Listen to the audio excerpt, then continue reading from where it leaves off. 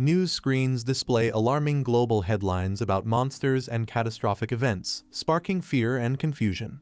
Outside the school entrance, students gather as someone complains that the trending news is just exaggerated hype, comparing it to past zombie rumors. The crowd shifts their attention to the appearance of the popular girl, Shui Kingzi. Students gossip about her breakup with her boyfriend. One student claims the girl was just settling for him, as she got accepted into a top university while he failed to even enter an ordinary college. They agree their futures were never compatible. Another student tries to remember the boyfriend's name, saying it might have been Fang Yi. Suddenly, Fang Yi appears in front of Shui Kingzi. Shui Kingzi calmly states that she has made up her mind and believes their relationship is no longer realistic. She explains that high school love often ends with a moment of realization, suggesting they were never truly right for each other. She adds that a lasting relationship needs equal standing and courage. She firmly says they should break up and adds that even if he tried everything, it wouldn't change her decision. Fang Yi stays silent with a blank expression, while the crowd watches. Internally, Shui Kingzi wonders if he's so stunned that he can't respond. The crowd mocks Fang Yi silently, assuming he'll beg her to stay since she's the school flower. One student even calls him a fool dreaming beyond his league. Fang Yi casually responds with "all right" and brushes it off. Shui Kingzi is caught off guard and stares in disbelief. Fang Yi says he'll leave if there's nothing more to say. As he walks away, she calls out for him to wait, while wondering if his cold reaction is genuine or just an act. He looks back at her and calmly asks if she has anything else to say. She angrily warns him that no matter what he thinks or does, she will never return to him. He coldly tells her not to overestimate her importance, referring to her as just the school flower. Shui Kingzi stands speechless as Fang Yi brushes her off, saying he's too busy to continue the conversation. As he walks away, a few students express disbelief that the breakup happened so quickly and easily. Fang Yi reflects to himself that Shui Kingzi and the others have no idea about the disasters coming. He's no longer the person they once knew, he's someone who has returned from the future to this timeline. He knows that in the face of what's coming, society's standards, money, degrees, and reputation will become meaningless. To him now, Shui Kingzi is just a figure from a past life that no longer holds any value. He reflects that petty gossip no longer matters to him. What lies ahead is far more important. In his mind, the world and its values will soon be overturned. He knows that the real threat isn't personal relationships, but the crisis that will soon endanger all of humanity. The story flashes back to the previous night. Strange visions and shattered images surround Fang Yi as he receives a mysterious cosmic message. A countdown is revealed: 361 days until the beginning of the spiritual energy revival, which will bring unprecedented and unpredictable changes to the world. The message declares that society's standards will be overturned, and a new era of spiritual practitioners will rise, where power will become the only measure of worth. Fang Yi, startled, reaches out as the vision unfolds. He, floating in a glowing cosmic space, faces a light and asks who it is. Suddenly, a surge of light and energy flashes toward him, catching him off guard. The screen revealing that a system from the end of the universe has activated. It uses a supreme algorithm to generate spiritual techniques based on the spiritual beings the user touches. The screen states that Fang Yi currently possesses 0 techniques as he reaches toward the interface, absorbing the gravity of this new power. Fang Yi silently reaches toward the glowing system panel, activating it with curiosity. Suddenly, a massive beast with glowing red eyes lunges toward him, jaws wide open in a violent surge of energy. The creature appears to emerge from the system itself, surrounded by lightning and chaos as Fang Yi floats nearby in shock. His eyes widen as he realizes the danger in front of him. Fang Yi sees the fate he once shared with countless ordinary humans. Beads of sweat roll down his face as he processes the memory. He questions if that was truly him in his past life. He recalls how, in that previous life, he was just a powerless person swept up by the disaster, fighting only to survive. Fang Yi recalls the darkness of his past as lightning strikes and mutated beasts roam the city. He remembers watching his homeland collapse, powerless to stop the destruction. His past self died in despair, consumed by a burning desire for revenge at the moment of death. In that final moment, the fire in his eyes burned with hatred, reflecting the pain that still lingered within him. He believes the system chose him because of his strong desire for revenge, giving him the chance to return 1 year before the spiritual energy revival. He acknowledges that almost no one senses the coming danger, but he's now fully aware of what's approaching. He reaches toward the glowing core, determined. He resolves to use this year to turn every spiritual event into an advantage, as light bursts around him and the transformation begins. The system initiates a new assessment process, scanning Fang Yi as energy begins to surge within him. His eyes glow with golden light. The system declares that the user is now bound to it and a new path has opened. Everything in the world can now be used to forge spiritual techniques, making him a powerful practitioner meant to save humanity. Meanwhile, in the outside world, officials announce that humanity is facing an unprecedented crisis and must abandon past knowledge to adapt to the unknown challenges ahead. Fang Yi confirms that this moment marks the beginning. With others nearby, he notes how the authorities haven't reassured the public, only advising people to remain cautious and alert. A phone displays warning alerts with strange images. Fang Yi reflects that such open warnings are unusual. In the past, news like this would have been censored immediately. A quiet auditorium is shown as he explains that the Xia country uses calm, indirect methods to mentally prepare people for disaster without spreading panic. Fang Yi admits it's a tiring and slow approach, but far better than neighboring countries that respond with chaos, violence, or looting when disasters strike. Fang Yi remembers the system's rule: everything strange can become a source of power. So, he knows he must rush to the scene whenever something unusual happens. His eyes narrow as he checks his phone. A headline warns of the highest UV levels in a century at Qingcheng University, along with a heat wave alert for new students, disguised as a casual sun protection notice. Some students nearby dismiss it as media hype, joking that the university probably paid to trend, unaware of the deadly seriousness behind the warning. He looks up at the cloudy sky, noticing how different it seems from the weather warning reports just nearby. He checks his phone and sees the UV index at 0, questioning how Qingcheng University, only 15 minutes away, could be experiencing extreme UV levels. He reads a school announcement stating that registration will proceed as normal despite the intense heat, while online comments joke about the warning being fake or photoshopped. While the public dismisses it as a hoax, Fang Yi smiles subtly, knowing deep down that dangerous is beginning, and he's the only one who understands it. Fang Yi smiles confidently as he senses that his first real opportunity has finally come. The sun blazes unnaturally over Qingcheng University's north gate. He arrives calmly and realizing something is not right with the environment. As students flee from the unbearable heat, Fang Yi calmly observes the glowing particles floating around the campus gate and wonders what they are. He crouches down and reaches toward one of the flickering lights. As his finger touches the glowing orb, it pulses brightly with a surge of energy. A flash of light erupts, and Fang Yi is taken aback by the sudden reaction. The system detects a severe solar-type energy disturbance and immediately initiates the solar attribute data template. He screams in pain as the overwhelming energy surges through his body. A massive burst of radiant light explodes outward, illuminating the entire area with intense solar energy. Onlookers react in shock. Some question if they're hallucinating. Others jokingly call it a Super Saiyan moment, while one compares it to a heavenly being descending to Earth. Fang Yi screams in agony as the solar energy floods through his body.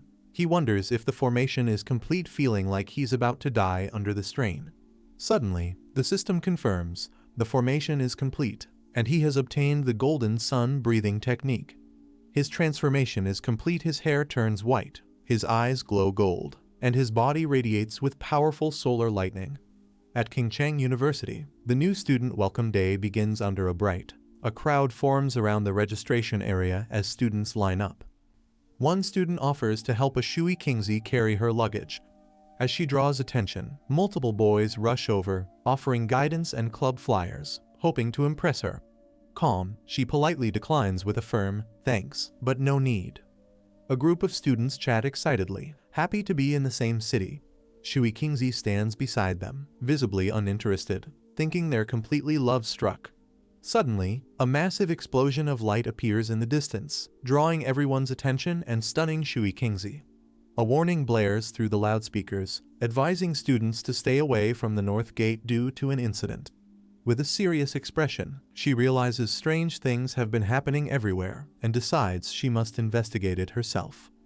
At Qingcheng University's North Gate, amidst the swirling smoke and flames, Fang Yi appears. A system panel activates, explaining that by staring into the scorching sun and breathing in the burning heat, Fang Yi can perform golden sun breathing to strengthen his body.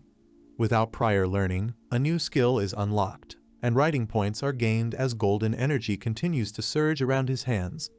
Fang Yi looks at the system panel, which confirms that a new skill has been unlocked and 59 writing points have been gained. He questions what writing points are. After a brief pause, he decides it doesn't matter, thinking it's obviously something useful, and he'll figure out how to use it later. The sun shines brightly overhead as Fang Yi looks up. Nearby students begin to react to the strange phenomenon. One comments that the sky suddenly went dark, while another says they felt a chill in the air.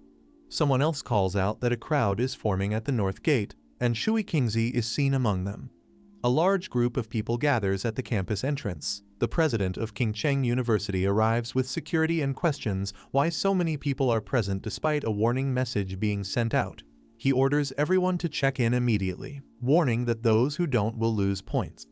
The hooded officer commands the team to re-establish the perimeter and fully seal off the North Gate area. The president acknowledges the order with a nod. A system notification appears, confirming that the contaminated zone level at Qingcheng University's North Gate has been purified. Fang Yi reads another message explaining that a contaminated zone is a government-designated area in Xia country where spirit return energy appears. He's surprised to learn it's officially recognized and realizes he's not the only one affected. A broadcast alerts everyone that all unrelated individuals must evacuate the sealed North Gate area immediately, prompting Fang Yi to stay cautious. As military personnel take control, someone questions if they are from the army, while others in the crowd express confusion about the situation. Fang Yi realizes the disturbance has become too large and their presence has attracted too much attention. Without hesitation, he launches himself into the sky, deciding it's time to leave the area. The hooded officer steps through the smoke. He kneels and touches the surface, picking up a small crystal fragment. He brings it to his eyes and inspects it carefully. He examines the crystal and states that the event was no accident, suggesting someone may have already begun resonating with spirit energy. As security orders the crowd to clear out, the officer continues observing the area while other staff try to assist with dispersal. Shui Qingzi overhears the mention of spirit energy and questions whether this disaster was truly unnatural, wondering if such terrifying events could really be caused by humans. Watching Fang Yi from a distance, Shui Qingzi recalls the shadow earlier and wonders if it was actually him. She doubts her earlier suspicion, telling herself not to be naive. She thinks there's no way Fang Yi, with his mediocre performance, could have entered Qingcheng University. In Fang Yi's house as the sun sets, lying on his bed, Fang Yi struggles with intense heat radiating from his body and wonders why it won't fade. Despite taking cold showers and using air conditioning, nothing helps. He is drenched in sweat and realizes that if this continues, he won't be able to sleep tonight. While wiping sweat from his face, Fang Yi worries that the chaos earlier might have exposed him. He quickly checks his phone and finds a top trending update from the Spirit Energy Practitioners Association about a new ranking system. Recognizing the name, he recalls the group as an obscure online community that occasionally posted spiritual training content, once thought to be pure fantasy. A flash of the cloaked figure from earlier comes to mind, and Fang Yi begins to suspect that the people he encountered at Qingcheng University may have been part of that same association. Fang Yi taps open on the announcement to view more details from the Spirit Energy Practitioners Association, revealing various ranks of spiritual cultivation. He notes that while the content sounds fantastical, the watermark proves it's genuine and officially released by the Xia Country Agency. He reflects that in his past life, he never encountered such information because he was just an ordinary person focused entirely on survival during the disasters. Realizing this might be an official signal for early awakeners, he sits on his bed and decides to resume practicing golden sun breathing as instructed. He closes his eyes and begins breathing steadily. As the heat builds within his body, he starts to sweat but stays concentrated. Flames of golden energy swirl around him as he levitates in his room. A narration explains step 1 of the process, strengthening the body into a vessel capable of absorbing the energy of heaven and earth. As if becoming a living weapon, he channels his spirit energy and concentrates intensely, commanding himself to shape it into the form of the divine axe as golden power explodes around him. As the energy condenses above him, Fang Yi wonders if this could truly be it. Then the system confirms his breakthrough to Ghost Axe 1-star rank. A new system appears, reminding him that he has 50 writing points available to convert knowledge into skills. He had forgotten about them, but now considers using them to boost his new cultivation rank even further. Fang Yi reflects on the system's explanation, questioning what it means to forcibly embed power into anything. Curious, he holds out his glowing hand and wonders if a random object like a mug would qualify as anything. A system window appears, asking if he wants to use a writing point to embed the sun attribute into the mug. As the mug glows, he realizes his guess was right. Smirking with satisfaction, Fang Yi confirms to himself that this new ability has limitless potential. He realizes that forcibly embedding attributes means granting objects supernatural powers. He wonders what would happen if he used this ability on a weapon like a sword or a gun, rather than a mug. He looks at a sword in his possession, understanding that a weapon crafted specifically for him with supernatural powers will be crucial in the future.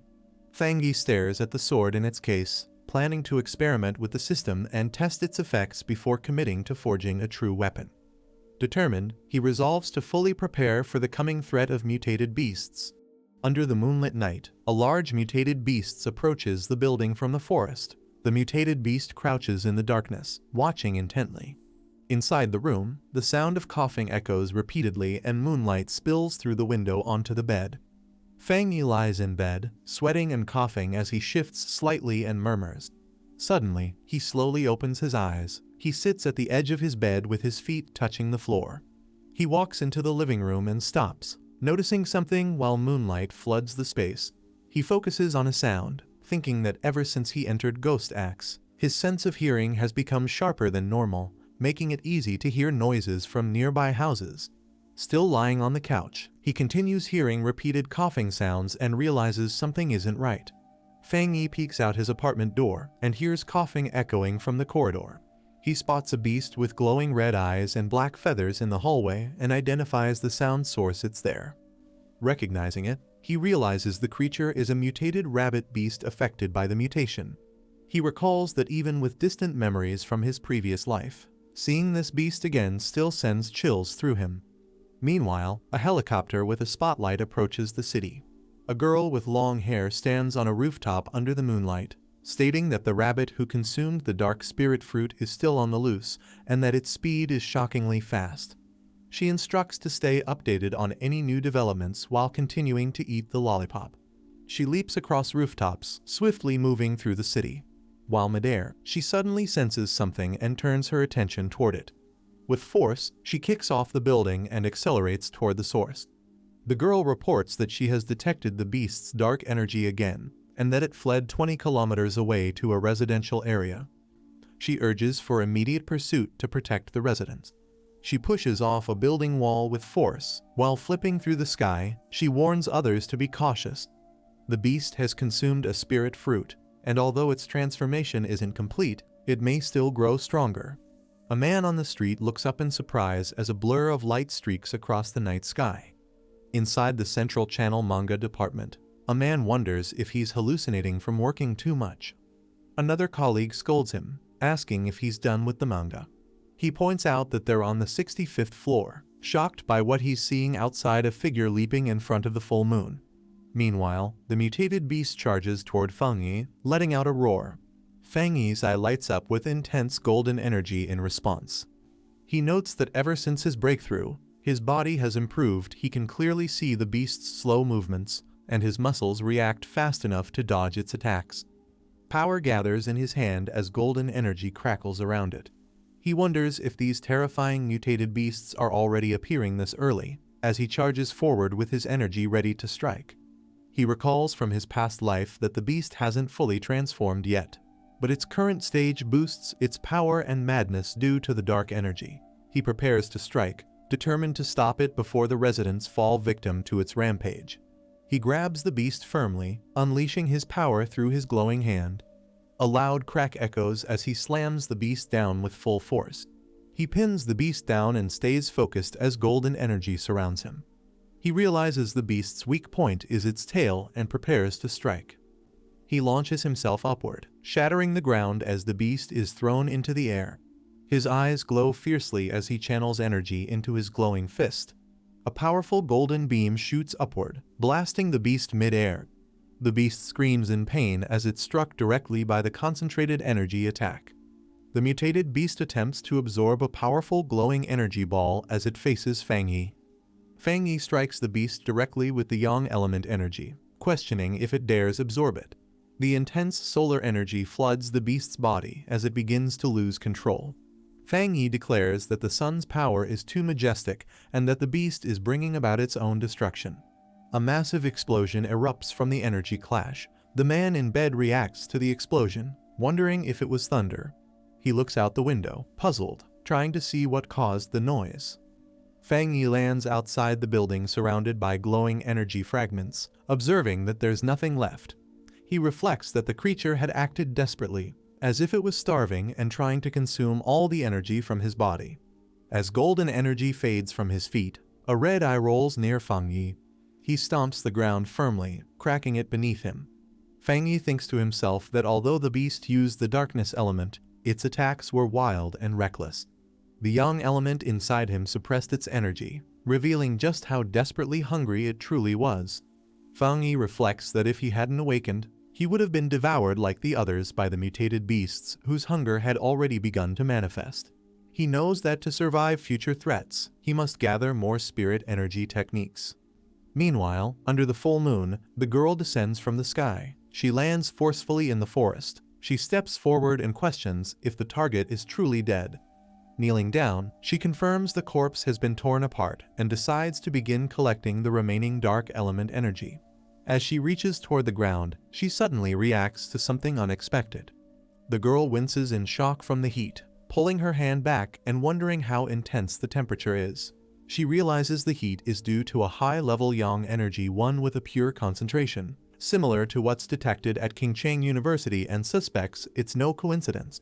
Raising her hand to her earpiece, she contacts HQ, confirming the rabbit is dead and explains she wasn't the one who killed it. A new pioneer did, someone possessing a high-grade elemental affinity. Someone at HQ asks if the person who purified the polluted zone at Qingcheng University's northern gate and killed the mutated rabbit is the same individual. Another confirms the person isn't listed in the HQ archives and remarks on the unusual talent of a pioneer with such pure elemental power. They insist the association must reach out to him immediately. The girl agrees, activating flames and energy in her hands as she prepares to store the sample. She seals the yang element energy carefully inside her cloak. HQ instructs her to postpone all other missions and focus entirely on tracking the new pioneer and gathering any information about him. They hope to persuade him to join the Spirit Energy Association. The girl calmly unwraps her lollipop. She acknowledges the command with a quiet "understood" as she places the lollipop in her mouth. Still chewing, she casually says that before anything else she just wants a cup of milk tea. Fang Yi wonders who this mysterious person is, recognizing that such overwhelming power must belong to a true expert. He silently vows to meet him no matter what it takes. Fang Yi stretches his arms wide in front of a large window as sunlight pours in. He states that the whole day's plan starts in the morning and acknowledges the dazzling sunlight. He removes his shirt, revealing a muscular physique, and mentions that waking up early helps with his cultivation. As he stands in the sunlight, glowing energy begins swirling around him while he activates the golden sun breathing technique, directing himself to feel the morning sun and operate the technique. Surrounded by radiant golden energy, Fang Yi explains that after entering the Ghost Axe realm, he can now sense the aura of the mountain masterpiece more clearly when using the golden sun breathing technique, which feels like threads circling the divine axe. A sudden explosion of light erupts as he realizes the breakthrough happened faster than expected, surprising him. Fang Yi clenches his glowing fist with determination, channeling the power through his arm as energy surges outward. Lifting the golden axe, he notes it feels much lighter than before. As he swings it, He reflects that cultivation is like chopping wood, what truly matters is persistence. He swings the golden axe downward with force as radiant energy shoots up through his body. He channels the power while standing firm, stating that his axe technique is becoming more refined and destructive. With golden eyes glowing, he senses his body becoming stronger, remarking that his physical toughness has increased. He reflects that although his progress seems fast, it's due to unused residual energy from his previous breakthrough to 1 star. Surrounded by golden flames, Fangi decides that from now on, he must level up gradually, 1 step at a time.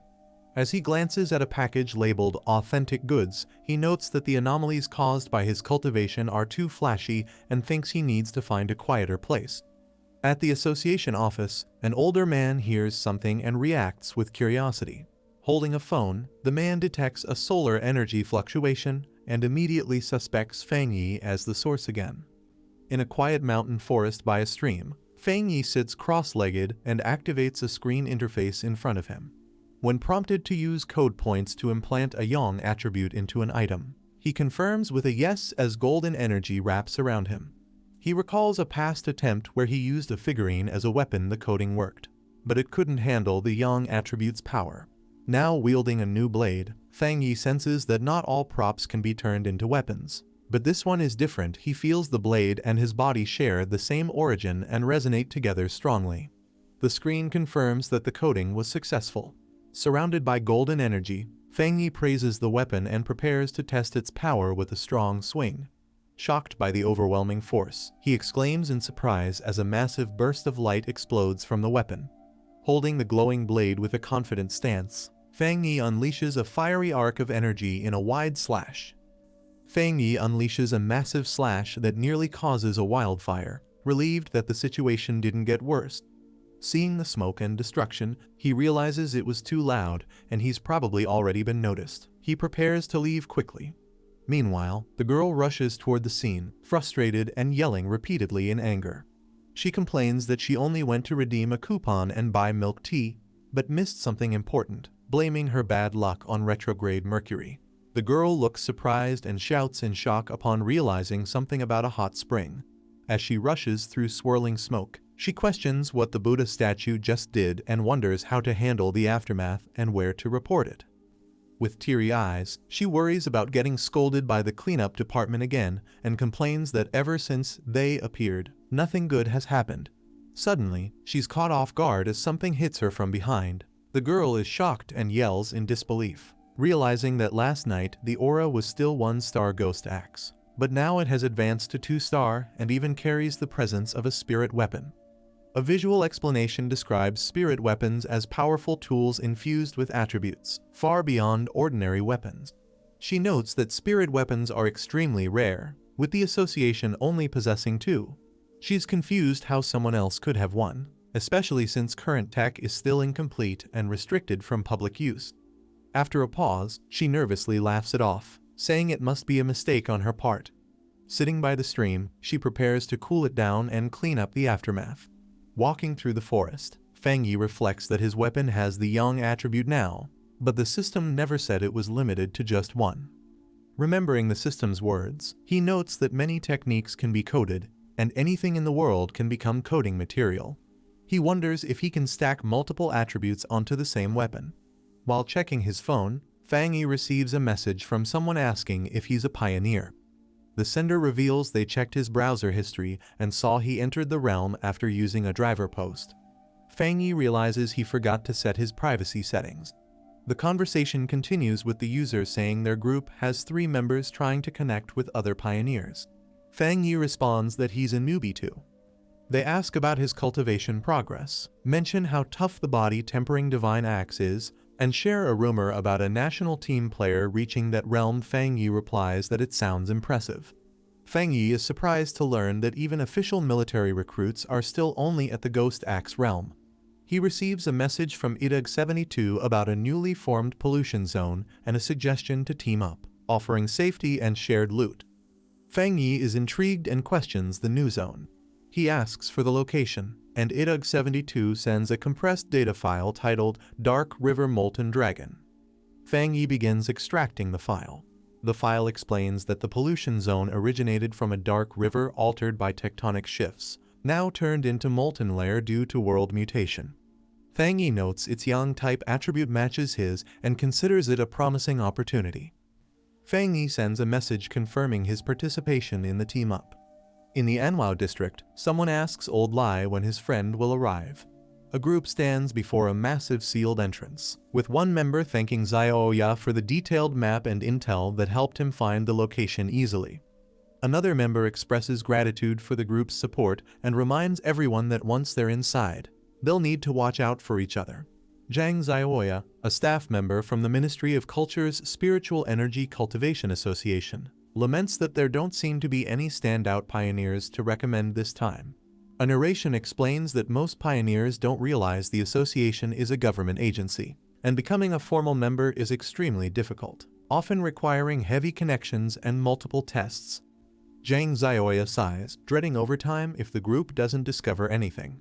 Just then, someone excitedly recognizes Fang Yi approaching. Fang Yi steps forward confidently and introduces himself to the group, saying it's nice to meet them all.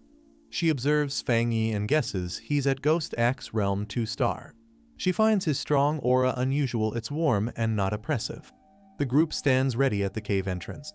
Someone announces that since everyone's gathered, it's time to move out. Another responds with an okay. Inside the cave, Fang Yi takes the lead and tells Zhang Xiaoya to handle the light. She agrees, and the group begins their cautious descent. As they explore, one member warns Fang Yi to be careful of loose rocks. Another comments the heat isn't as intense as expected. They guess it's because they haven't reached the core of the pollution zone yet, and Fang Yi reminds everyone to prioritize safety and speak up if tired. Fang Yi reflects that although he arrived last, the group has already welcomed him warmly. He senses their friendliness is genuine, whether out of kindness or survival instinct. The team reaches a cavern filled with glowing molten lava. One of them exclaims in awe, realizing it really is lava.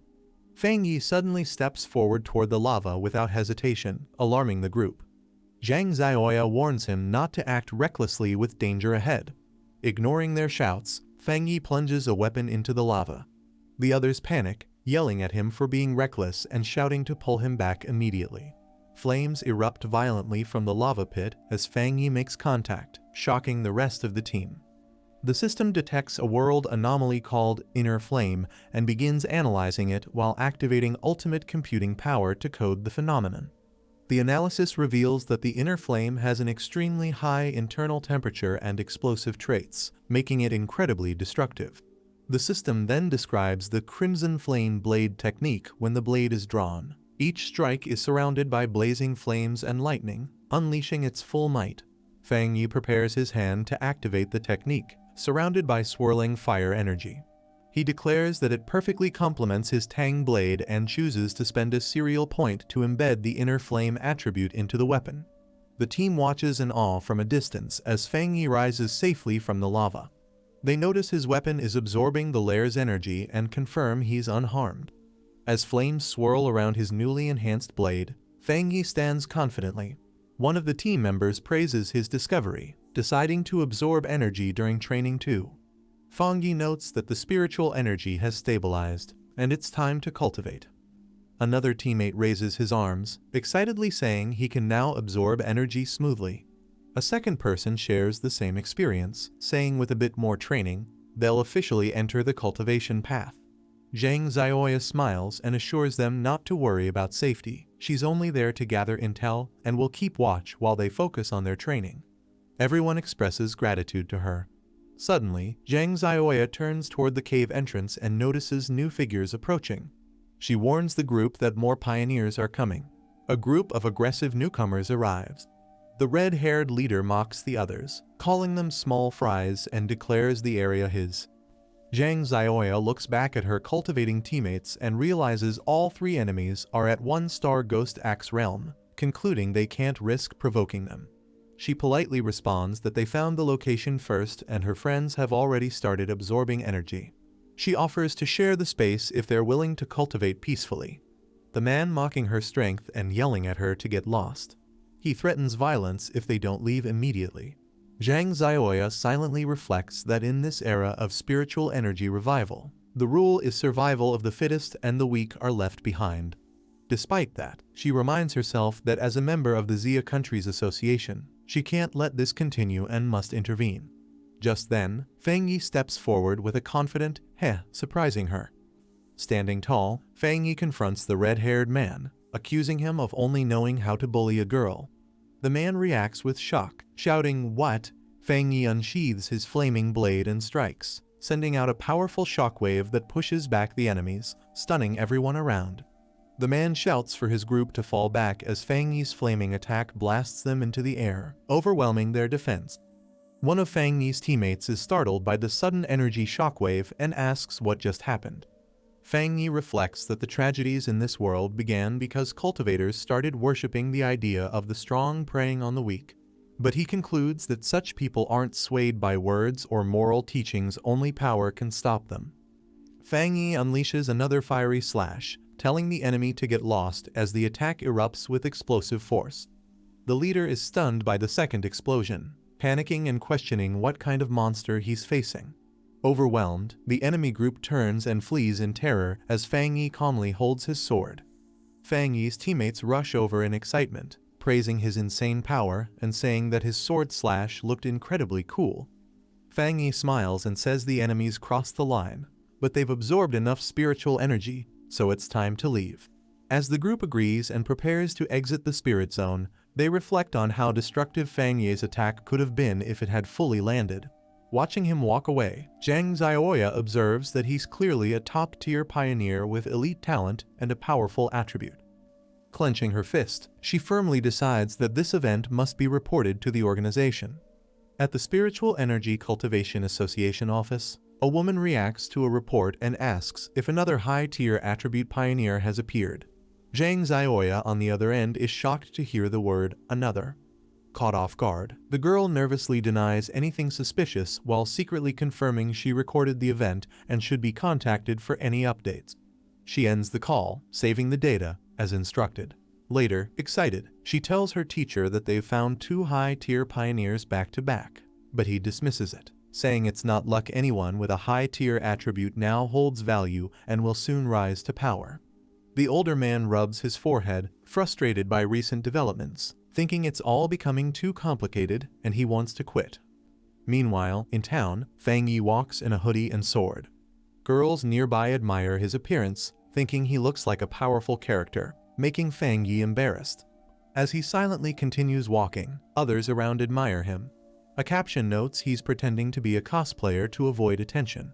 Suddenly, Fang Yi receives breaking news on his phone.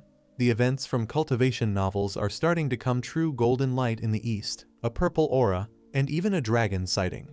Fang Yi realizes the anomaly was caused by his inner flame's power, which he underestimated at 2000 degrees Celsius. He rules out Old Lai or Zhang Xiaoya leaking his traits. He thinks absorbing yang-type energy might let him break through if he uses the golden sun breathing technique again. Deciding not to delay, he heads toward the back mountain to continue cultivating. 5 minutes later, at the back mountain, Bai King stretches and celebrates completing her task. She's startled by a sudden powerful energy surge glowing in the distance and quickly senses it's coming from the mountain. The overwhelming aura spirals upward, signaling someone is breaking through to the 3-star Ghost Axe realm.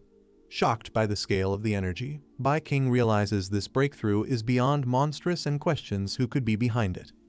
Bai King slams her foot down, deciding she must immediately investigate the source of the massive energy surge. As she rushes forward with determination, she wonders if the one behind it could be that guy, though it seems too unlikely. Fang Yi raises his hands as spiritual energy begins forming above him, spinning rapidly in a spiral while lightning crackles in the background. He sits cross-legged, surrounded by intense golden flames, eyes glowing. His body is enveloped in a complex aura, and he maintains a focused hand seal. The golden energy condenses further, mixing with blue currents as it takes the shape of a glowing axe. Bai King watches from above, realizing that Fang Yi is trying to control a divine axe. She notes the difficulty of manipulating spiritual power so precisely and wonders if he secretly trained for several years without anyone knowing. Bai King recalls how she previously failed while breaking through, vomiting blood and collapsing under pressure. She stares at Fang Yi from her bed and questions if he's truly a monster born from thunder. She observes how the divine axe is filled with spiritual energy, and how Fang Yi controls it precisely.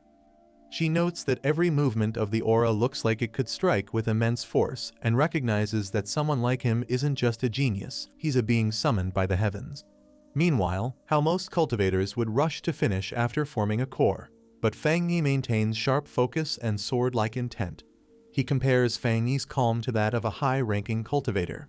Bai King chases the divine axe's aura as it begins to move again. She yells that the divine axe has shifted toward the east. Fang Yi's eyes glow intensely with golden light. He rises into the air, fully wrapped in golden lightning as energy erupts around him.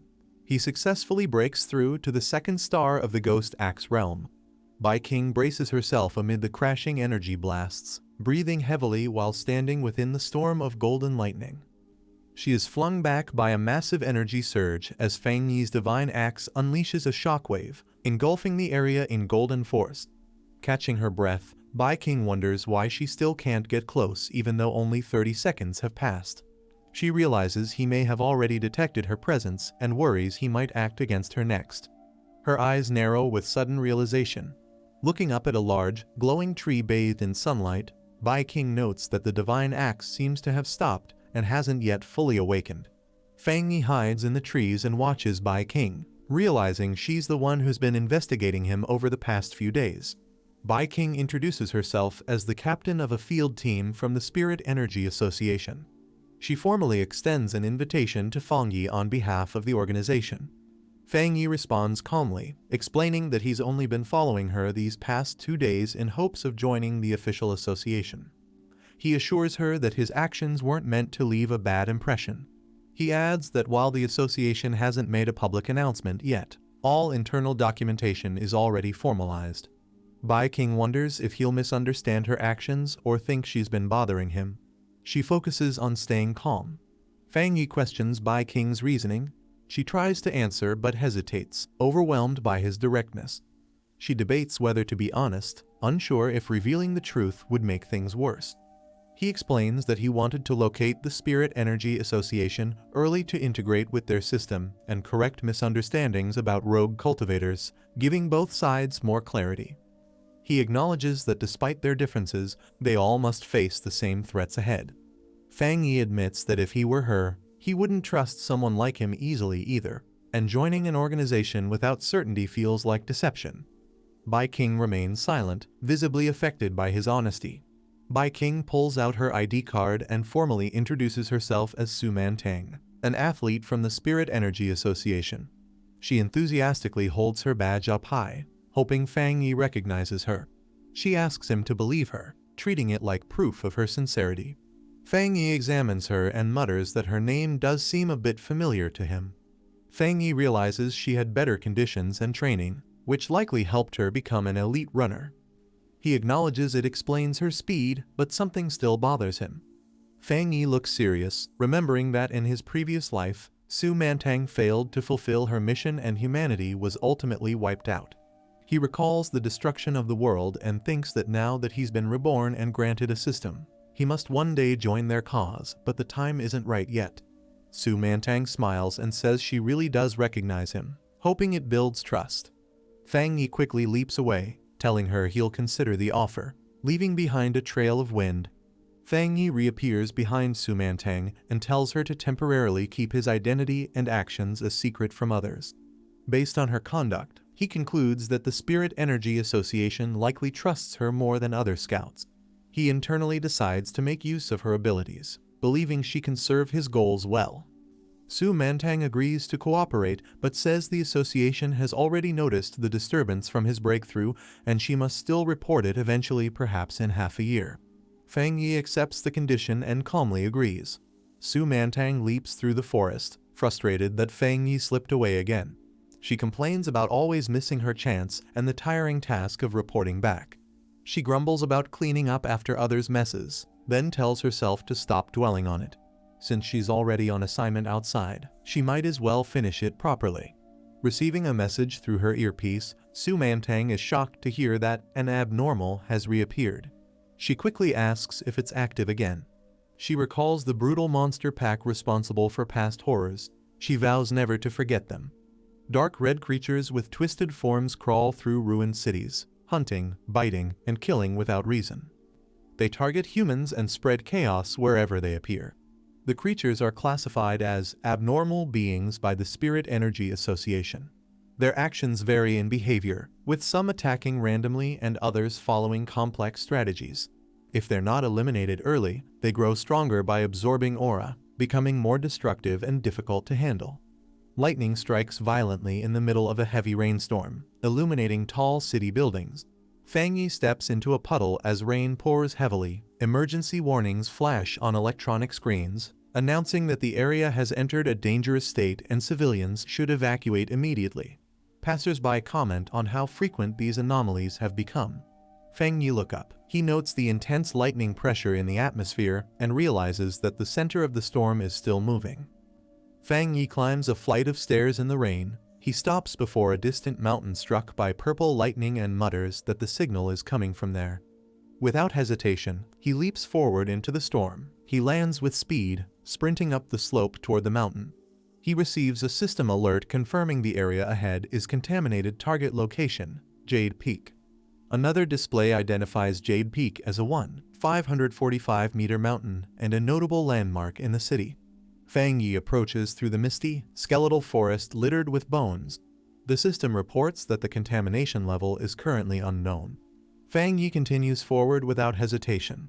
Suddenly, Fang Yi's eyes sharpen as he senses something unusual nearby. A massive bolt of bright blue lightning strikes down in front of him. The meeting begins with a report showing a mountain struck by lightning. They explain that the spiritual energy levels are rising, and the danger level of Yuhuang Peak is increasing rapidly. A man in a suit says this is a serious situation. The original cleanup team was reassigned, so the emergency meeting was called. He then asks King Yin to continue the briefing. Bai King, in front of the council, explains that currently the peak is inaccessible due to explosive lightning-type spiritual energy. They had only rated it as an A-level pollution zone so far. Bai King adds that in 1 hour, it will reach a level that demands a new emergency classification. However, based on past data, no one in their district, including herself, has the ability to approach it safely. The officials review death rate estimates and conclude that even Ghost Axe Tier 3 elites have a 100% fatality rate if deployed into the contaminated zone. Another officer proposes immediate lockdown around Yuhuang Peak's base with 24-hour patrols to stop anyone from entering. A second officer agrees, stating the mountain must be sealed completely from the root of the danger. They finalize the decision. No one is allowed near the spirit turbulence until energy levels drop. The zone will remain locked for safety. Suddenly, lightning crashes into the mountain. Amid the rain and flashing light, Fang Yi appears in a hooded cloak, muttering to himself that he will reclaim his memory. Fang Yi stands amid the storm, but realizes it's not enough. To absorb the powerful spiritual energy, he must move deeper into the mountain's core. He reflects on the deadly nature of this energy and its origins. Even ordinary monsters are now strengthened, and the danger level is rising with distortions in space and time. Although he now controls Golden Sun breathing technique and Flame Blade, Fang Yi knows he still lacks the strength to fully wield these powers. Future enemies will be far more terrifying, and even cultivators might struggle against them. He prepares his weapons carefully, combining fire and blade traits to increase his attack power. However, he notes that overuse may also cause severe damage to his body. Only by pushing his limits can he survive what lies ahead. Fang Yi senses the immense lightning energy surrounding him and sees it as the perfect chance to further strengthen his body. He reflects that constant growth requires opportunities hidden within nature's extremes, and he must seize those moments no matter how dangerous. He understands that if he misses this chance, he can only wait for death under the heavens. As a bolt of lightning strikes down, his eyes glow intensely. Gripping his blade tightly, he braces himself for what's to come. As lightning strikes, Fang Yi braces for impact. He marvels at the overwhelming force crashing into him. As he channels his strength, sparks and energy swirl around him, while he clutches his weapon tighter. Caught in the center of the storm, he screams while absorbing the energy, enduring the painful surge through sheer willpower. Breathing heavily but still standing, Fang Yi grips his blade and steadies himself. Fang Yi stands firm, feeling the deadly lightning attribute in his sword. He senses that this force is like a punishment from the heavens. The pressure increases, forcing him to clench his fists and grit his teeth. He realizes that even nearing the lightning's core could crush him instantly. He looks up at the storm, wondering how he can make this wild power submit to him. Taking a deep breath, he calms himself. With a flash of determination, Fang Yi activates Golden Flame breathing at full force, shouting his command to unleash everything he has. Fang Yi charges upward with blazing force, clashing directly with the incoming lightning. Flames burst from his body as he strikes, combining fire and lightning in a single explosive leap toward the sky. Despite blood dripping from his mouth, Fang Yi doesn't falter. With full strength, he pushes forward into the heart of the storm, declaring that he will survive through death itself. He feels the powerful spiritual energy stir through his body, shaking his core and electrifying every cell with intense force. With glowing eyes, he declares that the storm wants him dead, but he refuses to yield. The lightning energy rages forward, expanding wildly as Fang Yi braces for the final clash. A notification appears. A massive surge of lightning energy is being detected and recorded. Meanwhile, people in the city watch the storm from a tower, shocked by the scale of the lightning strike. Fang Yi is engulfed in a massive explosion of lightning and fire. A system message confirms he has obtained Divine Thunder Tempering. Another system prompt appears. Heavenly Thunder drawn, body refined into divinity awarded 50 system points. Surrounded by radiant energy, Fang Yi floats above the mountain. As the inheritor of Divine Thunder, he now carries both lightning and fire attributes, and his presence begins to reshape the weather itself. Fang Yi declares that lightning is both his fangs and his shield. He feels its power flowing through him, enhancing both his offense and defense. He channels the lightning energy into his body and notes that even as it tests him, it does not cause pain. It offers both danger and opportunity. A system prompt appears, offering him the Pure Judgment Lightning ability, capable of delivering 300% damage to evil beings. It asks if he wants to spend system points to acquire it. Fang Yi wonders if he should embed this lightning energy into his blade. Though doing so could damage its structure, it may also break through its limits. Fang Yi considers the risk. If he injects too much lightning attribute, the weapon might not be able to withstand it. A system prompt asks if he wants to embed the lightning attribute into the object. He makes his decision, stating the energy should go into his right hand. Smiling slightly, Fang Yi confirms the command with a firm yes, ready to proceed. Lightning gathers in his hand as he prepares to absorb the power directly. In the next day, at the Yuhuang Peak, military personnel observe the aftermath of the spiritual storm. One officer reports that, unlike expected, someone had already entered the mountain before them. The officer, addressed as Major Han Lai, confirms that the person was a pioneer. Bai King is surprised to hear this and rushes forward to ask if the person survived. Kneeling on the ground, Bai King remains silent as the wind blows around her. She explains she can't sense his attributes or how long he's been gone. The violent lightning from yesterday has made it difficult to track him. Bai King learns the incident occurred around 6 or 7 a.m., with the person entering the mountain just before the team arrived. She's surprised and asks why they didn't detect him. The officer explains that the spiritual burst time matched their association's earlier predictions exactly 7 a.m., and the person might have entered before the data was finalized. Standing over the lightning-scorched peak, the officer says the pollution level was expected to reach this rank, but afterward, the spiritual density dropped drastically. He suspects the intruder may have lightning-based powers, which helped him absorb the energy. He concludes that the person not only survived, but possibly used this event as a rare opportunity. The outcome was too precise to be a coincidence, and the person acted faster than their entire team. Bai King and the officer agree that someone capable of such power is dangerous. They question where this person truly stands, friend or threat. If he's a danger to society, they say, he must be found quickly, as his presence could lead to disaster greater than any anomaly. Meanwhile, Fang Yi wakes up casually in his home, rubbing his head while his sword rests beside him. Back at the command center, the officer declares that no matter the cost, the mysterious person must be located. He assigns a code name, Tyrant. This is the end of the video.